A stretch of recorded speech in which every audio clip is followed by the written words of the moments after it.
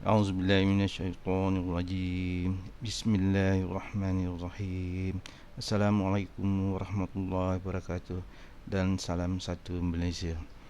Pada hari ini saya akan menunjukkan cara-cara menggunakan pivot table Microsoft Excel 2007 untuk mencari maklumat penting di dalam datasheet kita.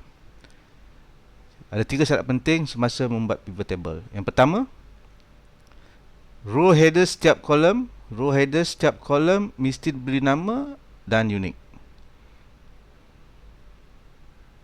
Tidak ada row headers yang kosong. Yang kedua, set data tidak berpecah. Bermaksud tiada blank rows. Contoh blank rows seperti ini. Okey, ini adalah blank rows.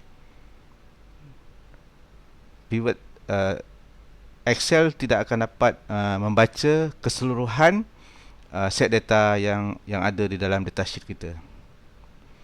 Ketiga, tentukan cursor berada di dalam set data. Maknanya cursor kita mesti duduk di dalam set data kita. Okay. Jangan letak cursor kita di luar daripada set data seperti di sini. Ini adalah di luar. Maknanya apabila Excel membuat pivot tables, dia tidak akan dapat membaca set data dan dia akan keluar error. Okay. Sekarang kita pergi kepada bagaimana hendak membuat pivot table. So saya ada data contoh di sini.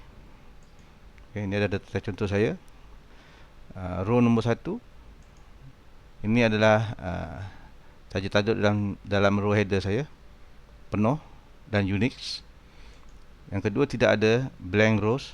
Okay, semuanya diisi. Yang ketiga, cursor saya diletakkan di dalam set data ini, bukan di sini ya. Ini salah. So kita kena letak di dalam ini. Okay, pergi ke tab Insert dan pilih Pivot Table. Di dalam ikon ini dia ada dua pilihan, sama ada Pivot Table ataupun Pivot Chart. Okay, untuk hal ini kita memilih Pivot Tables. So apabila kita memilih Pivot Tables, dia akan keluar satu window seperti ini, mana kita choose the data that you want to analyze. So di dalam hal ini Excel telah membuat pilihan sehingga ke akhir data yang kita ada. Yang kedua, use an external data source. Ini kita boleh dapatkan daripada macam Excel ke ataupun SQL.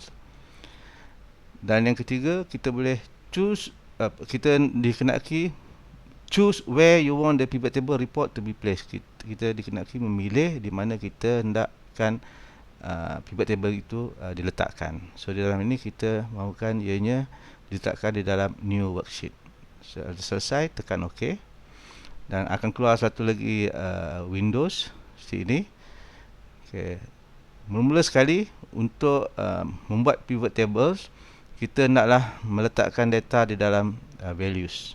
Dalam values atau so dalam hal ini saya memilih pangkat. Saya akan drag pangkat dan letakkan di dalam Windows values. Okay, di sini dia akan tunjukkan 23,452. Apabila kita sudah letakkan values dan kita ambil sekali lagi pangkat dan letakkan di dalam row levels. So dia akan tunjukkan mengikut pangkat dan berapa ramai anggota itu mengikut pangkat, seperti yang ada dalam datasheets. So kita nak untuk pivot table ni apa maklumat yang kita nakkan. Contoh dalam hal ini saya ingin mendapatkan maklumat tarikh tamat perkhidmatan bagi setiap anggota di dalam TLDM. So kalau kita lihat di sini, data yang ditunjukkan adalah di dalam tarikh yang mana amat sukar untuk digunakan. So kita klik salah satu daripada data di sini dan tekan right click pada kita punya mouse dan pilih group. So bila kita pilih group, banyak yang dia bagi pilihan. So untuk pivot table ini saya memilih tahun, years, dan month saya tak perlukan. Saya tekan sekali, dia akan hilang dan tekan OK. And then starting pun kita boleh pilih auto starting, ataupun kita boleh tarik bila kita hendak tahun itu bermula ataupun tarikh itu bermula dan sehingga bila. Okay, tertaluk kepada keperluan tuan-tuan semua. Then tekan OK. So bila kita tekan OK, hanya tahun saja yang ditunjukkan oleh pivot tables. Sekiranya maklumat yang ditunjukkan ini sukar untuk dilihat, so kita boleh alih, kita boleh alih medan ini daripada row labels kepada column labels. Okay, so apabila kita alih kepada column labels, dia akan menunjuk secara memanjang. Okay, dan sebenarnya kita boleh alih Windows ini untuk melihat maklumat-maklumat yang ada di belakangnya. Kita juga boleh membuat tapisan, sama ada kita hanya nak mengetahui kategori pangkat itu adalah ianya pegawai ataupun lain-lain pangkat saja. So kita boleh ambil kategori ini dan kita letakkan di report filter. Okay, so di sini kita boleh pilih sama ada kita nakkan minta maaf, kita boleh, kalau kita nakkan sama ada ianya lain pangkat ataupun pegawai, kita pilih di sini di kategori, dan kita pilih lain pangkat saja dan kita tekan OK. Dan di sini kita akan nampak pivot table akan memberikan maklumat anggota-anggota yang akan berhenti mengikut pangkat dan juga tahun.